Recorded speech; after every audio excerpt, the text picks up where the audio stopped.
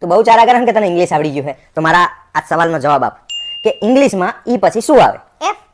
ના આવે. ઇંગ્લિશમાં ઈ પછી શું આવે? એફ જ આવે. A B C D E F.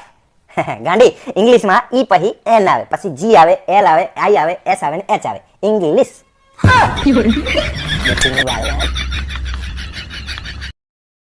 હવારનો જોવું મોટું ચડાઈને ચમ બેઠી તું? દર વર્ષે 1 મહિનો જેઠનો હોય તો 1 મહિનો અમાર જેઠાણીયાનો હોવો જોઈએ કે નહીં? ને જો મને એલી તારો બાપી આપણા હાથની વસ્તુ નહીં હવે. એ તો જીવ બનેલું હોય એમાં થાય. દર વખતે જેઠું જ આવે.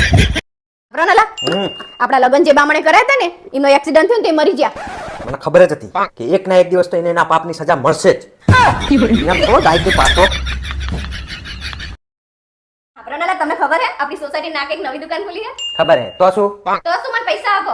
તારે પૈસાનું શું કામ હે? એ બોર્ડ મારેલું હે કે ડ્રેસના નકરા 20 રૂપિયા અને સાડીના નકરા 50 રૂપિયા. તો ટકલા બંધ સાડી ડ્રેસ લઈ આવ. એ ભગવાન બુદ્ધિની બારદાન, ઈ ઇસ્ત્રીની દુકાન હે અને ડ્રેસ ઇસ્ત્રી કરવાના 20 રૂપિયા અને સાડી ઇસ્ત્રી કરવાના 50 રૂપિયા એવું લખેલું હે. હા પ્રોનલા, હા બોલ. કાલ મેં મારા સપનામાં એવું જોયું કે તમે પાડોશણ જોડે બગીચામાં હાથમાં હાથ નાખીને ફરતા હતા. પણ બકા એમાં રિહાય શું કરવા? એ ખાલી સપનું જ હતું.